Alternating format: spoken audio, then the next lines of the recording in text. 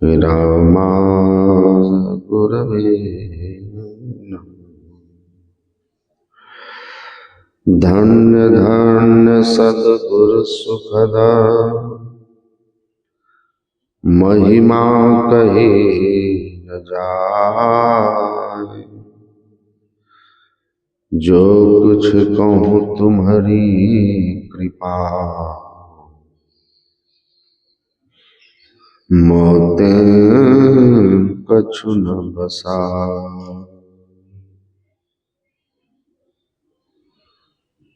सम्माननीय साधु समाज, परमादरणीय सत्संग प्रेमी महान भाव,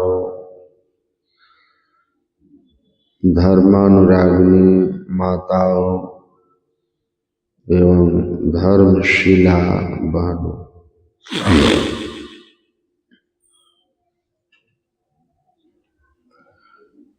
हम लोगों ने अभी सुना है माननीय ओम प्रकाश बाबू से कि आज गणतंत्र दिवस है, 26 जनवरी। गण का अर्थ होता है व्यक्ति, तंत्र का अर्थ होता है शासन।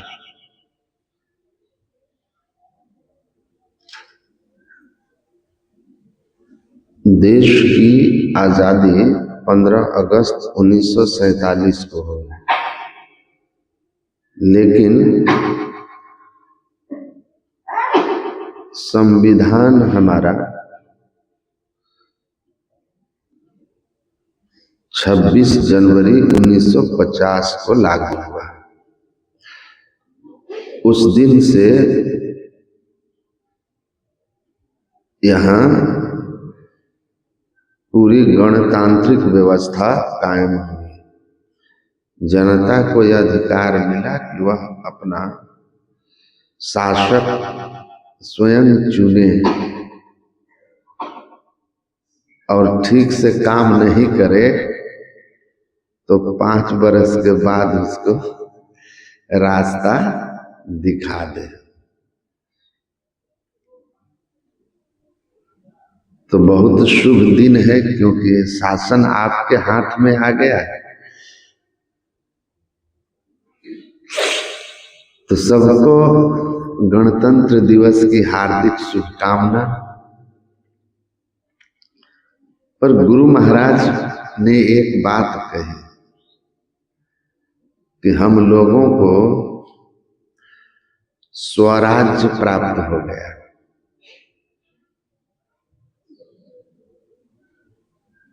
अपना राजा, अपना शासक अपने अनुकूल चुनने का अधिकार मिल गया, लेकिन सुराज नहीं आया।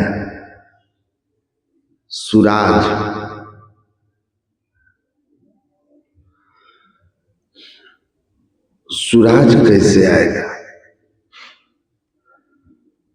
डॉक्टर भीमराव अंबेडकर ने कहा था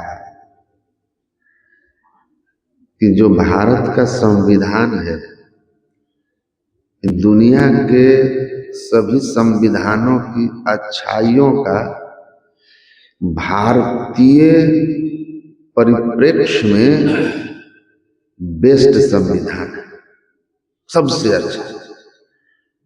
लेकिन संविधान कोई कितना भी अच्छा हो, उसको लागू करने वाले अगर अच्छे लोग नहीं होंगे तो अच्छा से अच्छा संविधान भी फेल हो जाएगा। और संविधान में कमियां भी हो और उसे लागू करने वाले लोगों के नेक नियत हों, ईमानदार हों,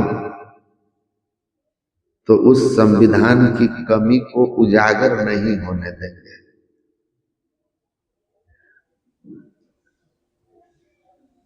तो सुराज अच्छे लोगों से आएगा। सुराज मतलब सुंदर राज्य। गुरु महाराज कहते थे सुंदर राज्य राम राज्य को लोग कहते हैं। सुंदर राज्य इसलिए कहते हैं कि उस राज्य में झूठ, चोरी, नशा, हिंसा और व्यभिचार, घूस फूस आदि पाप कर्म नहीं होते थे। गुरु महाराज कहे ना, मेरा एक जगह प्रवचन हो रहा था तो उधर से थानेदार आया और उसने कहा आयोजन करने वाले साधु से कि क्या कर रहे हैं, तो कहा कि सत्संग कर रहे हैं, हमारे गुरु महाराज साधु जी आए हैं, उनका प्रवचन होगा। तो दारोगा ने कहा अपने एक मातहत कर्मचारी को कि तुम यही रहो और सुनो कि महात्मा क्या बोलता है। वहीं रह गया, गुरु महाराज का पूरा प्रवचन सुना। गुरु महाराज ने कहा क्या लगा आपको? अंग्रेजों का जमाना था, बोलने पर भी पाबंदी थी। मैं चीन गया था ना, तो वहां पर प्रवचन करने के लिए शर्तें लगी हुई थी कि आवाज होल से बाहर नहीं जाना चाहिए, और उनका एक आदमी पीछे बैठा हुआ था जो पूरा प्रवचन शांत भाव से सुन रहा था। उसको हिंदी अंग्रेजी की समझ थी और आयोजनकर्ता ने मुझे कहा था कि एकदम समय से 2 मिनट पहले छोड़ देना है। 7:30 बजे तक प्रवचन है, आप 7:28 में ही श्री सद्गुरु महाराज की जय कर दीजिएगा। और अध्यात्म पर ही बोलना है।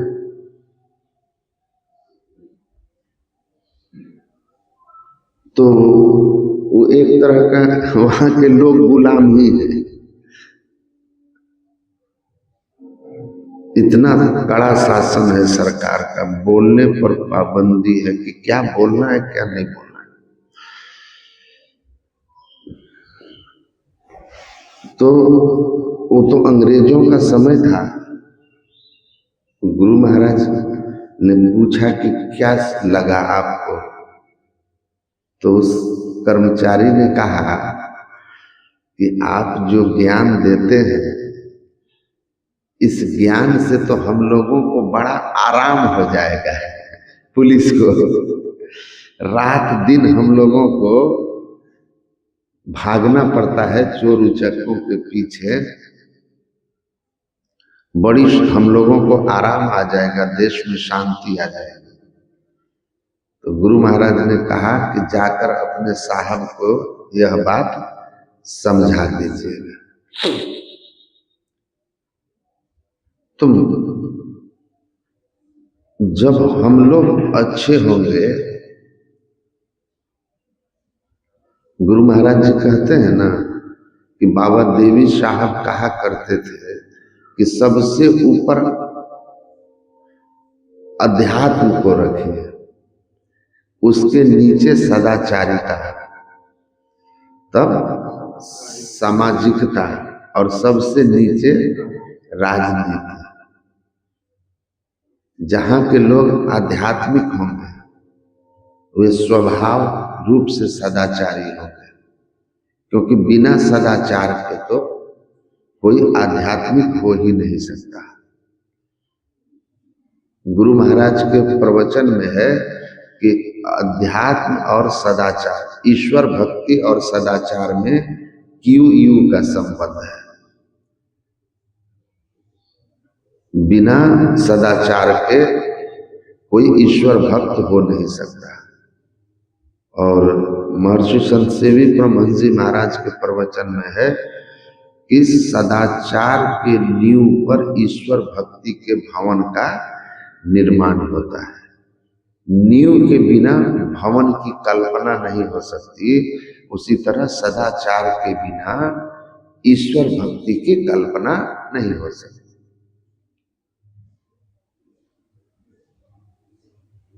किसी व्यक्ति के भक्ति युक्त होने का प्रमाण यही है कि उसका बाहरी व्यवहार जो है सदाचारमय होगा, क्योंकि दोनों की हो एक समय भुआलू हंसब ठठाई फुलाई गाल। ईश्वर भक्ति और पापाचरण एक साथ नहीं रह सकते। जहां राम तह काम नहीं, जहां काम तह राम, तुलसी कबहू ना मिले रवि रजनी एक ठाम। रात और सूर्य एक साथ नहीं होंगे, उसी तरह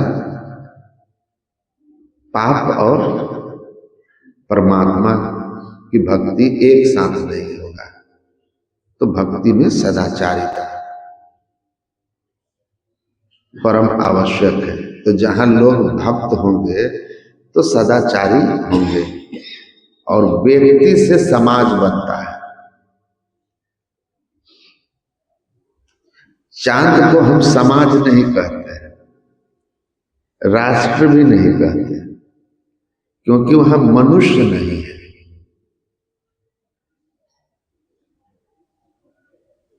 मनुष्य समाज बनाते हैं, इसलिए जहां के लोग अच्छे होंगे तो वहां का समाज अच्छा होगा। और जब समाज अच्छा होगा, लोग अच्छे होंगे, तो अच्छे लोग अच्छे लोगों का ही चयन करेंगे। तो राजनीति अच्छे लोगों के हाथ में होगी तो स्वाभाविक रूप से देश की संभाल करने में सफल होगी। तो अध्यात्म बहुत मजबूत केवल व्यक्ति को नहीं करता, समाज और संसार को भी करता है।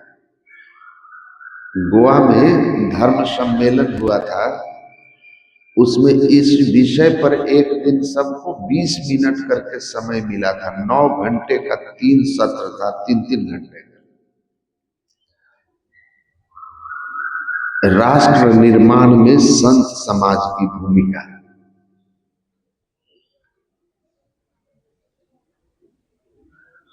संत समाज की भूमिका राष्ट्र के निर्माण में क्या है?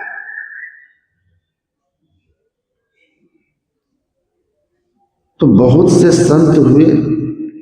अगर समर्थ रामदास नहीं होते तो शिवाजी नहीं होते, और गुरु परंपरा नहीं होती तो गुरु गोविंद सिंह भी नहीं होते। गुरु महाराज जी ने कहा, अगर शिवाजी और गुरु गोविंद सिंह नहीं होते तो सनातन धर्म भी नहीं होता। इन दोनों ने जबरदस्त लड़ाइयां लड़ी।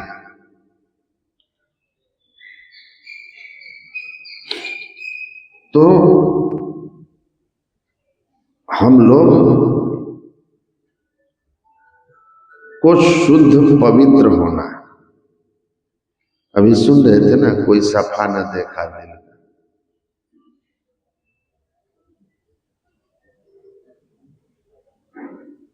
तो पवित्रता आचरण में कैसे आए?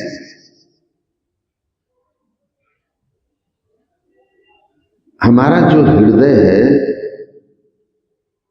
काम बात कफ लोभ अपारा, क्रोध पित्त नित छाती जारा, प्रीति करे जो तीनों भाई, उपजय सन्निपात दुखदाई, एक व्याधि बस नर मरही, ये असाध बहु व्याध, पीड़ है संतत जीव कहाँ, ते कि मिलह समाध।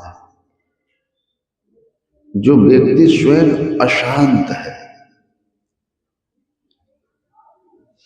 वह वातावरण में शांति नहीं लाएगा।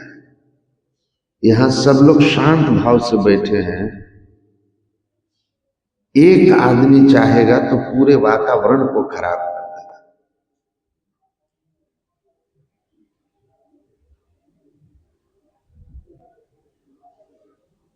तो शांति हमारे अंदर आएगा तो शांति हम फैलाएंगे, क्योंकि जिनके पास जो होता है ना वही वह देता है। जिसके पास जो होगा वही वो देगा। जिसके पास शांति है शांति देगा, जिसके पास अशांति है अशांति देगा। जिसके पास ज्ञान है वो ज्ञान देगा, जिसके पास ज्ञान नहीं है अज्ञानता है तो अज्ञानता बांटेगा। गुरु महाराज कहते हैं जैसे एक ज्ञानी विद्वान एक बालक को जो बिल्कुल कोरा अज्ञानी है उसको अपनी विद्वत्ता से विद्वान बना देता है। एक बुद्धिमान अपनी बुद्धि दान करके दूसरे को बुद्धिमान बना देता है। उसी तरह एक योगी अपनी योग साधना से दूसरे के आध्यात्मिक बल को ऊपर उठा देता है। तो जिनके पास जो होगा वही तो देंगे। एक पिता अपने हाथ में कप में चाय लिए हुए खड़े थे। उधर से उनका बच्चा आया, टकरा गया, चाय छलक गया, चाय छलका तो बच्चा डर गया, लेकिन उसके पिता ने उनके सिर पर हाथ रख के और प्यार से सहला दिया। कहा बेटा देख के चलना, देख के चलना चाहिए। फिर पूछा कि इस कप से चाय क्यों छलका? तो बच्चे ने कहा क्योंकि मैंने आपको धक्का मारा तो चाय छलक गया। तो उनके पिता ने कहा ऐसा नहीं है, तुमने मुझे धक्का मारा इसलिए चाय छलक गया, ऐसा नहीं है। कप में चाय थी इसलिए चाय छलक गई। दूध होता तो क्या छलकता, अब पानी रहता तो, जूस रहता तो जूस। तो कप में जो था ना वही छलका।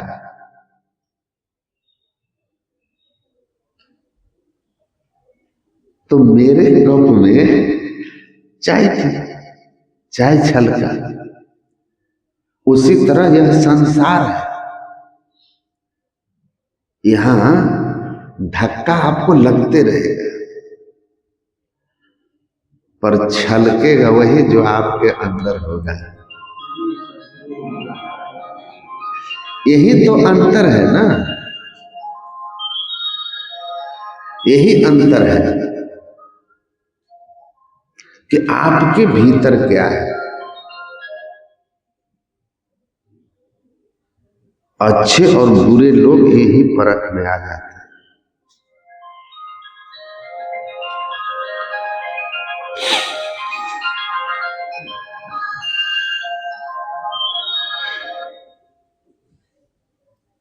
कंप्यूटर्स में एक शब्द आता है, सारा खेल जानते हैं किसका है?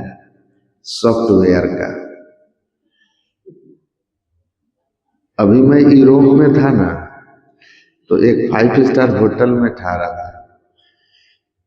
तो एक अग्रवाल जी थे, और हमको बोले कि कुछ लोगों के सॉफ्टवेयर में ही प्रॉब्लम होता है,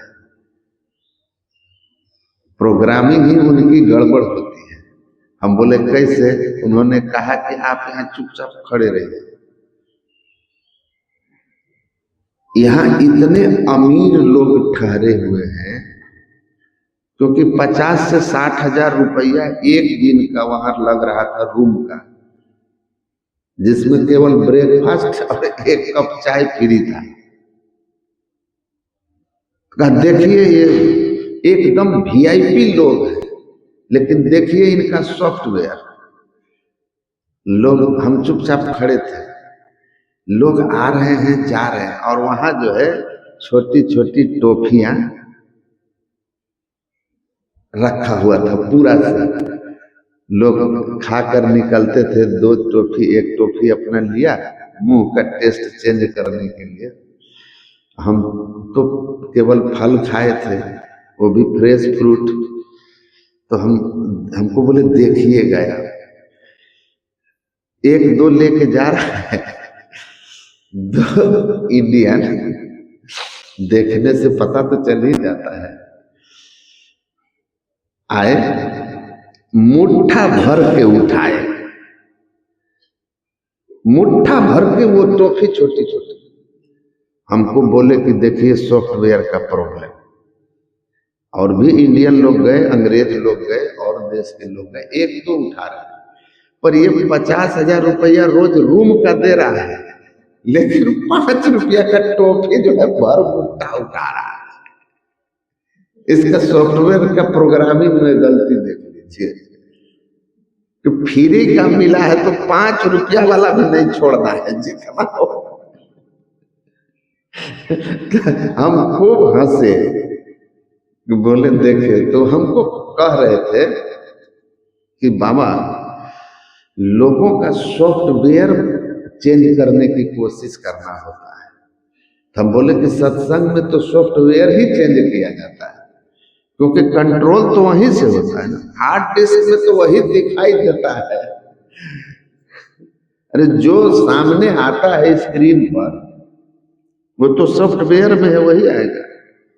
तो कंप्यूटर में एक शब्द बोला जाता था गीगो, GIGO, गोल्डन इन गोल्डन आउट।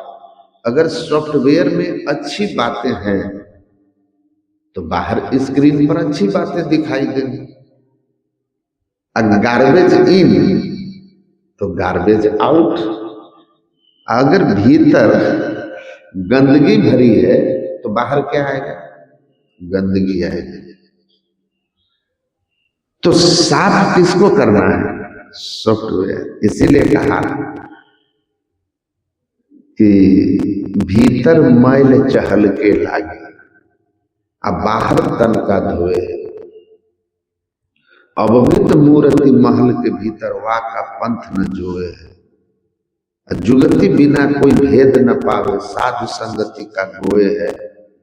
कह दरिया कुटने बेगिरी, शीश पटक का रोए।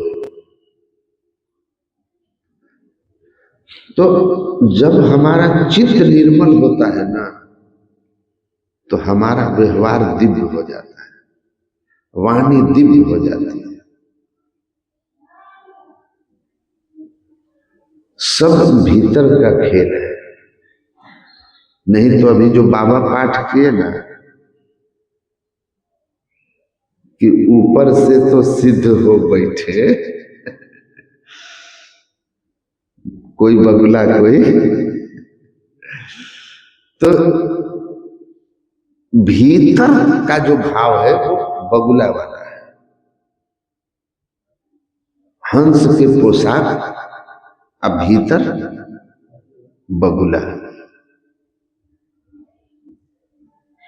हिंसा का भाव।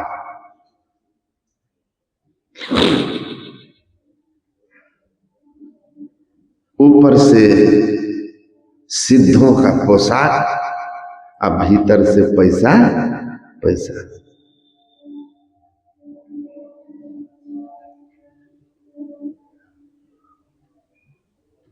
हम लोग काशी में थे, हम स्वामी निर्मलानंद बैठे थे और जिस आश्रम में ठहरे थे उनके सेकेंड नंबर के महंत 50-60 महात्मा और कर्मचारी उस आश्रम में रहते हैं। तो जो दूसरे नंबर के महंत थे वो बैठे हुए थे और स्वामी निर्मलानंद जी से कह रहे हैं कि आप लोग जो ध्यान का प्रचार करते हैं, लोगों का चित्त इतना बहिर्मुख है इंटरनेट के जमाने में, वो ध्यान कर पाएंगे? नाम जप, नाम संकीर्तन, कथा प्रवचन, बस इतना कर ले कोई काफी है। स्वामी निर्मलानंद तो सीधा साधा आदमी, हम बगल में बैठे थे, हम हैं टेढ़ा आदमी। वो जैसे बोला ना, हम बगल से बोले कि हमारे गुरु महाराज कहते थे कि जितना खा के सोने वाला आलसी सब है। वो बोलता है कलयुग केवल नाम आधारा, ध्यान भजन का विरोध में बोलेगा। वो हमको ऐसे देखने लगे, ऐसे देखने लगे। वो बोल रहे हैं कि हमको बोल रहे हैं क्या? तो हम बोले कि नहीं, ये इन जनरल बोला मैंने, इन जनरल, कि आलसी लोग जो होते हैं ना, वे लोग बोलते हैं ध्यान का समय नहीं है। ये मेरे गुरु महाराज जी कहते थे, वो सो मैंने आपको कोट कर दिया, और वो भी कोई साधारण लोगों को उन्होंने नहीं कहा था। विनोबा भावे जी की बात पर उन्होंने कहा था। तो आप न विनोबा भावे से बढ़, मैं अपने गुरु महाराज के जैसा नहीं हूं, लेकिन आप भी विनोबा भावे से बड़े नहीं हैं कि हमको आपके सामने कहने में कोई भय हो। उसके बाद वो कुछ बोले नहीं, बाद में हमको बोले आप इतना थोरोली बोल गए ना कि हमको तो लगा कि अरे, तो हम बोले कि क्यों? अरे क्यों है? आपके आश्रम में ठहरे हैं इसलिए सच बोलने से भाग जाएंगे क्या?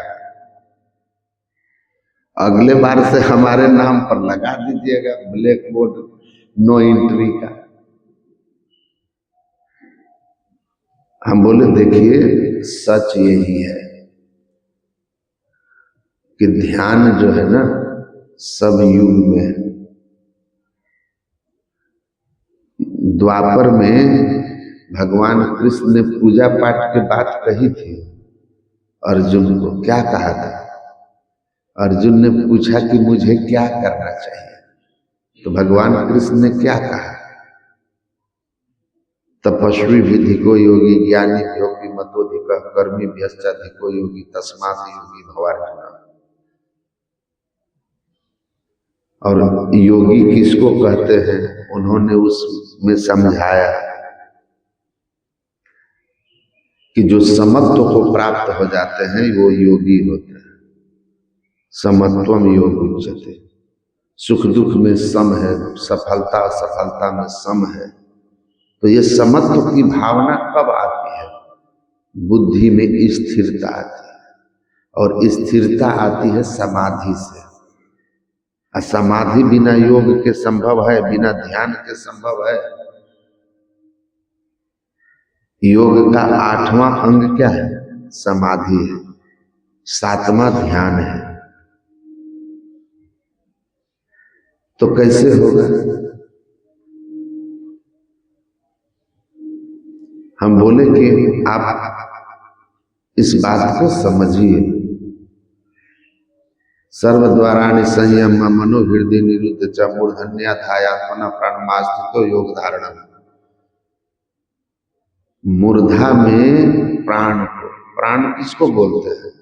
चेतन को, चेतन शक्ति को प्राण कहते हैं। उस चेतन शक्ति को इस शरीर में बनाए रखने के लिए जिस वायु की आवश्यकता होती है उसको प्राण वायु कहते हैं। तो चेतन शक्ति जिससे यह शरीर संचालित हो रहा है, जीवित है, उसको चेतन कहते हैं, उसी को प्राण कहते हैं। तो प्राण चेतन शक्ति को मूर्धा में ले जाना, इसके लिए हमारे जो तन नौ द्वार हो रामा अति ही मलिन हो ठामा त्यागी चढ़ दसम द्वारे सुख पावरगा। तो 10वें द्वार में जब जाएंगे तो मूर्धा में जाएंगे। तो 9 द्वार में फैली हुई चेतन धारा को भगवान कृष्ण कहते हैं समेट लेना है, मूर्धा में चला जाना है। तुरीय अवस्था में मूर्धा में प्राण पहुंचता है। बाकी 3 अवस्था में प्राण शिव नेत्र में, कंठ में और हृदय में। जागृत स्वप्न सुषुप्ति यही है ना। तो ध्यान करिए, अभ्यास करिए।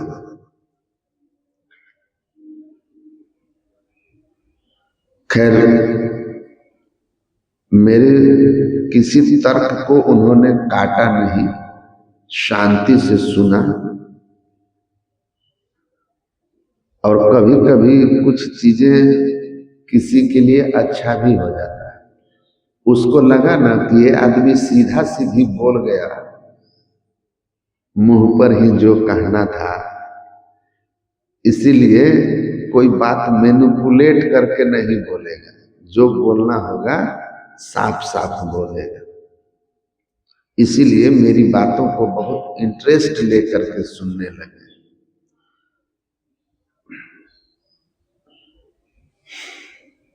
तो योग सबसे ऊंचा है, इसलिए कहा ना,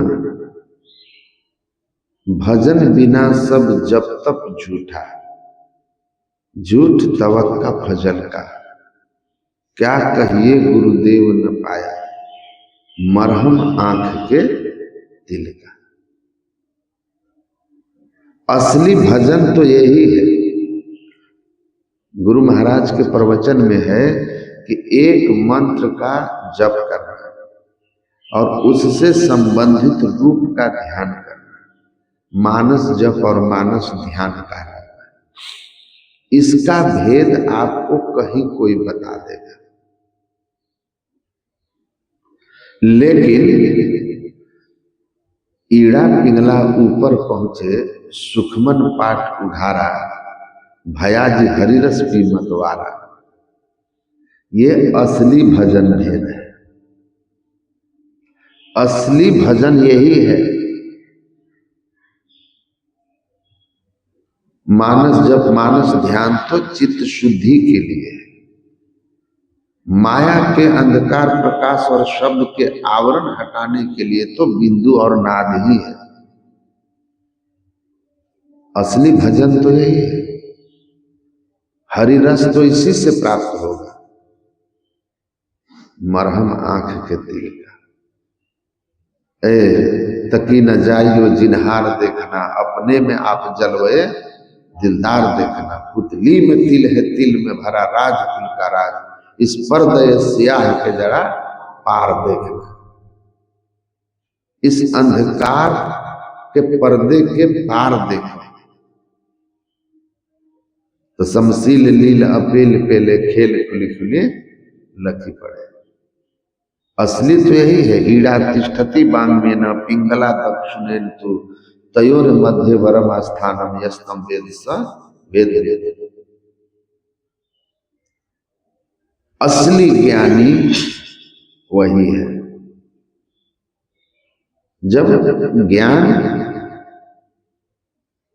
जब आपकी वाणी आपके आचरण के साथ एक हो जाए, मनसा वाचा कर्मणा साधु साह, मन, वाणी और व्यवहार तीनों एक हो गए। ये तभी होगा जब चित्त पूर्णतया पवित्र होगा, और ये होगा बाहर के किसी तीर्थ में नहाने से नहीं, ये होगा जब अपने अंदर के तीर्थ में नहाए। त्रिवेणी संगमो यत्र तीर्थराज स उच्यते तत्र स्नानम प्रकुर्वीत सर्व पाप प्रमुच्यते। इस त्रिवेणी संगम में जो डुबकी लगाएगा ईड़ा, पिंगला और सुषुम्ना के संगम पर, उसके सारे पाप धुल जाएंगे, सुख शांति आ जाएगी।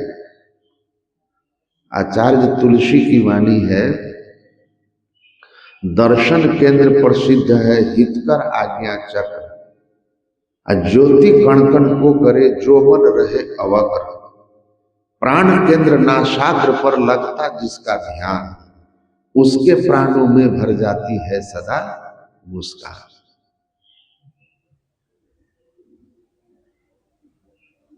हमेशा मुस्कान रहेगा, क्योंकि उसको जो धक्का लगेगा ना, तो उसके अंदर में क्या है? मुस्कान है, खुशी है, तो धक्का खाकर भी मुस्कुराएगा, क्योंकि भीतर खुशी भरा हुआ है, अब भीतर दुख भरा हुआ है, भीतर काम, क्रोध, लोभ, मोह, मद, ईर्ष्या, द्वेष भरा हुआ है, तो बाहर क्या आएगा? वो हल्का धक्का लगेगा, छलक जाएगा। इसीलिए संत लोग कहते हैं ना कि उनको कितनों कुछ कर लीजिए, महाशांत जल परस के शांत भय जन जोई, अहम अग्नि ते नाजरे लाख करे जो कोई। आप उसको परेशान नहीं कर सकते, क्योंकि उनके पास शांति है। संत के पास शांति है तो सज्जन दुर्जन जो चले आवे ये कहीं दृष्टि निहार, वो सबके साथ एक जैसे होते। तो ये जो सुषुम्ना है ना, बिंदु का ध्यान, इस ध्यान में जिसको स्थिरता आ गई, बड़ी ऊंची बात है। दिव्य दृष्टि हो जाना, चित्त को पवित्र हो जाना, सर्व पाप धुल जाना। जिनको धारणा बनने लगी ना, दृष्टि का अल्प टिकाव भी होने लगा और कुछ कुछ झलक मिलने लगी, उतने में आदमी इतना मस्त रहता है कि बाहर के धक्का लगने पर जल्दी उसके भीतर से वो चीजें नहीं छलकती जिसको हम अच्छा नहीं मानते, ये सहज हो जाता है। इसलिए बड़ी ऊंची चीज है यह साधना। बड़े सौभाग्यशाली लोग हैं जिनको यह साधना की विधि मिल गई है। गुरु दयाल दया कर दिए, भेद बताई, महा अभागी जीव के दिए भाग जगाई। ये भजन भेद मिल गया ना, बहुत सौभाग्य है। तो गुरु महाराज ने ऐसा भजन भेद बता दिया है, सुषुम्ने व परम तीर्थम, सुषुम्ने व परम जप, सुषुम्ने व परम ध्यानम, सुषुम्ने व परागति। तो ये मरहम जिसको मिल गया ना, नैना नजर से जाए मिल खिलखिल खुशी यूं कर अमल। तुलसी साहब कहते हैं दोनों दृष्टिधार, आंख में देखने की शक्ति जो है, उनको मिलाकर एक करके देख लो, खिलखिल खुशी। सदा खुश रहिएगा, मुस्कुराते रहिएगा, आनंद से भर जाइएगा।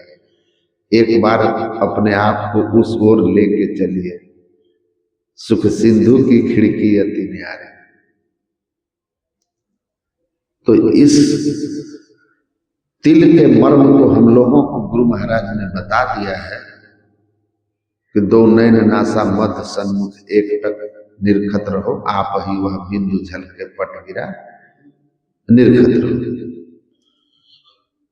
तो ठीक से मानस जप, मानस ध्यान चलते फिरते भी करते हुए नियमित अभ्यास कीजिए। नियमित, कुछ दिखे ना दिखे। बाबा अभी पाठ कर रहे थे कछुआ वाला, खरगोश के तरह खूब दौड़ के 2 दिन खूब दौड़े, उसके बाद फिर शांत पड़ गए, नहीं पहुंचे। कछुआ की तरह नियमित थोड़ा थोड़ा भी अभ्यास करते रहेंगे तो निरंतरता साधना में सफलता का मूल मंत्र है। निरंतरता, निरंतरता, कंटिन्यूटी नहीं छूटनी चाहिए। जो एकदम नियम से थोड़ा थोड़ा भी करेगा ना, रोज रोज, समय पा करके उसकी सफलता मिलेगी। इसलिए खूब नियम पूर्वक अपने संसार में कर्तव्य कर्म का निर्वाह करिए और साधन भजन करते रहिए। इसी में जीवन की सफलता भी है और जीवन की खुशियां भी है। इसी में जीवन की खुशी भी है। बाहर की बातों का बहुत ज्यादा जीवन में मतलब नहीं रह जाता है। भीतर जब आदमी स्थिरता पाने लगता है ना, तो बाहर का आकर्षण स्वाभाविक रूप से छूट जाता है। और जब आम जब पकेगा ना, तो खाली छिलका, भीतर रस भरता है ना, तो छिलका भी रंग बदलता है, हरा से पीला होता है। वैसे भीतर जब भक्ति पकेगी ना, तो व्यवहार आपका अपने दिव्य हो जाएगा। और खुशबू, पके आम की खुशबू भी महसूस होती है। तो भीतर जो इसको भर गया ना, उसकी खुशबू भी आसपास महसूस होने लगती है। इसीलिए संत अपने को कितनों छिपाते हैं, छिप नहीं पाते हैं, क्योंकि जो कुछ गंधी दे नहीं तो विवास सुवास, उनकी खुशबू फैलती ही फैलती है। महर्षि संत सेवी जी महाराज कहते थे, संत को अंग्रेजी में सेंट कहते हैं, और सेंट में खुशबू होता है। संतों के पास भी खुशबू होती है, सदाचार की, साधना की। भगवान बुद्ध कहे कि ये सदाचार की जो खुशबू है ना, वो हवाओं के विपरीत भी फैलती है और स्वर्ग तक जाती है, देवता को खींचती है अपनी ओर। तभी तो संत के दर्शन करने देवी देवता आते हैं। विश्व उपकार हित व्यग्र चित्त सर्वदा त्यक्त मद मनुकृत पुनराशि यत्र तिष्ठन्ति तत्रैव अधि सर्वहरि सहित गच्छन्ति क्षीराब्धि वासी। पूज्य स्वामी अच्युतानंद जी महाराज एक दिन सुना रहे थे, आप लोग भी सुने होंगे, कि गुरु महाराज को प्रणाम करने के लिए लोग लाइन में खड़े थे और रामलगन बाबा व्हील चेयर लेकर आए बाहर। तो लोग प्रणाम के पीछे से जो है 2 भक्त के साथ कुछ शाही स्वामी जी महाराज आए, तो वो प्रणाम करके हट गए। तो रामलगन बाबा ने कहा कि हुजूर, रामलगन बाबा वो व्हील चेयर बढ़ाने लगे।